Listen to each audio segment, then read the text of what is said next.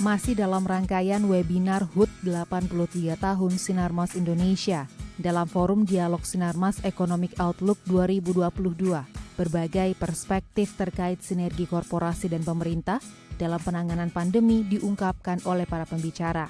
Diawali oleh Menko Perekonomian sebagai penyampai keynote speech. Lalu diskusi juga diisi oleh Ketua Umum Kadin Arsyad Rashid, Kepala Bidang Pemberdayaan Ekonomi Kadin Bambang Brojonegoro, serta staf ahli 1 bidang peningkatan daya saing penanaman modal Kementerian Investasi, Heldi Satria Putra. Membuka forum diskusi Economic Outlook 2022, mewakili Sinarmas Board Manager Frankie Owijaya, juga menyampaikan speech-nya untuk memperingati ulang tahun Sinarmas yang ke-83. Selama 83 tahun berdiri, Sinarmas berupaya untuk terlibat aktif dalam membangun kualitas hidup manusia dari aspek ekonomi, kesehatan, dan sosial. Sejak berdiri tahun 1962, Sinarmas telah memberikan lapangan pekerjaan bagi 400.000 masyarakat Indonesia.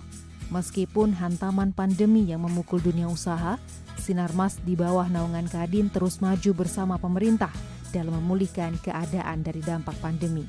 Di antaranya, memberikan bantuan alat kesehatan yang disalurkan ke berbagai rumah sakit, membantu distribusi sembako bagi masyarakat terdampak pandemi COVID-19, serta menyelenggarakan vaksinasi gotong royong. Bapak Ibu bisa melihat dengan detail, ada beberapa kunci sukses yang dapat kami terapkan. Nomor 1, kita pelajari modul-modul economic empowerment yang cocok yang sudah berhasil di beberapa negara. Mudah-mudahan kami juga dapat diberikan dukungan grant dari negara-negara tersebut dari nilai-nilai leluhur Indonesia, yaitu semangat gotong royong. Bapak Ibu yang berbahagia dan seluruh keluarga besar Sinarmas yang saya cintai dan saya banggakan, pandemi telah mengingatkan kita untuk peduli kepada sesama. Mari kita terus bergandeng tangan, bergotong royong, melawan ujian pandemi ini, dan usaha yang teguh. Yang saya inginkan bahwa bagaimana pada hari ini sinergi korporasi dan pemerintah dalam pemulihan ekonomi. Dalam 2 peperangan ini, Kadin Indonesia, di sini sekali lagi saya beberapa kali mengucapkan Sinarmas karena memang kehadiran Sinarmas sangatlah penting dan sangat bersama-sama dengan Kadin Indonesia, dengan perusahaan-perusahaan swasta lainnya, bersama-sama bergotong royong untuk perang melawan pandemi ini. Apa yang sudah kita lakukan seperti vaksinasi gotong royong, yaitu bagaimana kita membantu pemerintah dalam meringankan biaya untuk namanya vaksin, supaya akhirnya biaya tersebut atau budget tersebut bisa digunakan untuk hal lainnya, yaitu untuk sosial dan lain-lain.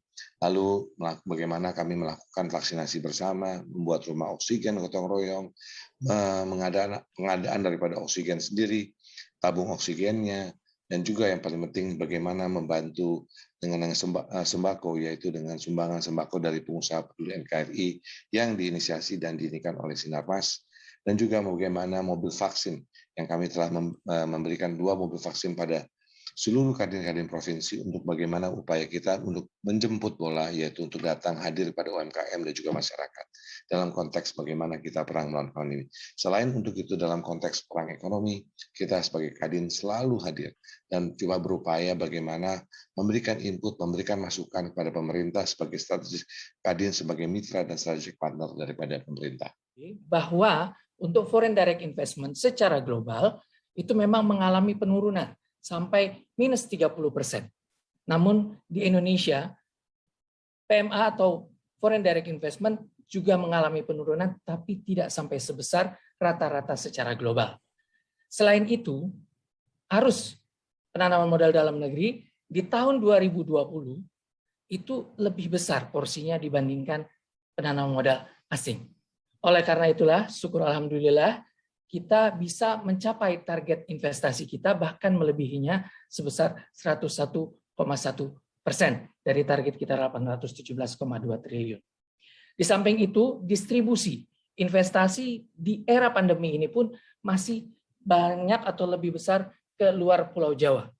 Artinya program yang dilaksanakan pemerintah masih dapat berjalan, itu satu. Yang kedua, daerah luar Jawa itu juga sudah menjadi lokasi yang menarik bagi para investor. Mendukung pernyataan perwakilan dunia usaha, Menteri Koordinasi Perekonomian Erlangga Hartarto menyampaikan pemulihan perekonomian Indonesia telah mencapai angka yang mengesankan. Berkat sinergi yang apik antara korporasi dengan pemerintah untuk mendukung strategi penanganan pandemi. Tercatat sejak bulan Agustus lalu, neraca perdagangan Indonesia surplus hingga mencapai 4,74%, jauh lebih tinggi dibandingkan tahun lalu. Jika hal ini dapat terus dipertahankan, diharapkan pada tahun depan, Indonesia dapat mencapai surplus di kisaran 5,2% sesuai rancangan APBD. Memasuki triwulan ketiga, berbagai upaya telah dilakukan, termasuk tentunya ada efek daripada pembatasan mobilitas di bulan Juli sampai dengan Agustus. Namun industri manufaktur telah kembali ke level ekspansif 52,2 indeks PMI di bulan September 2021.